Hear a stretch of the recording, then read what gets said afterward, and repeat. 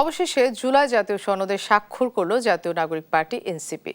সোমবার সন্ধ্যায় স্বাক্ষর শেষে দলের আহ্বায়ক নাহিদ বলেন, জুলাই আকাঙ্ক্ষার আইনি ভিত্তি নিশ্চিতের মাধ্যমেই স্বাক্ষর করেছে তার দল।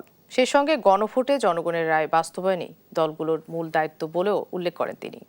সাদ আহমেদের রিপোর্টে বিস্তারিত।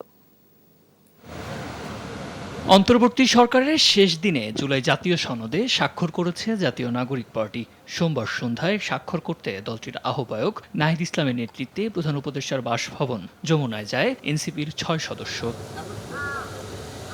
এ সময় প্রধান উপদেষ্টার উপস্থিতিতে এনসিপির আহ্বায়ক নাহিদ ইসলাম ও সদস্য সচিব আক্তার হোসেন জুলাই জাতীয় সনদে স্বাক্ষর করেন। পরে নাহিদ ইসলাম জানান, গণভোটের আইনি ভিত্তি পেয়েই স্বাক্ষর করেছে এনসিপি। যেই সময়টা স্বাক্ষরিত হয়েছিল সেটা শুধুই কেবল একটি ডকুমেন্ট ছিল, এটার কোনো আইনি ভিত্তি ছিল না।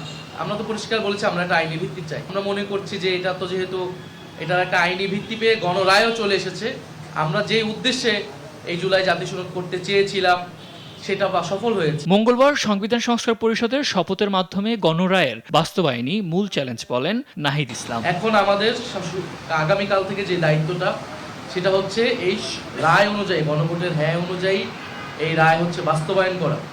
আমরা জাতীয় নাগরিক পার্টি এনসিপি কিন্তু সংসদ নির্বাচনে অংশগ্রহণ করেছি, সংসদে যাচ্ছি এই জুলাই জাতীয় সনদ এবং এই যে সংস্কারের আকাঙ্ক্ষা সেটা বাস্তবায়ন করার জন্য।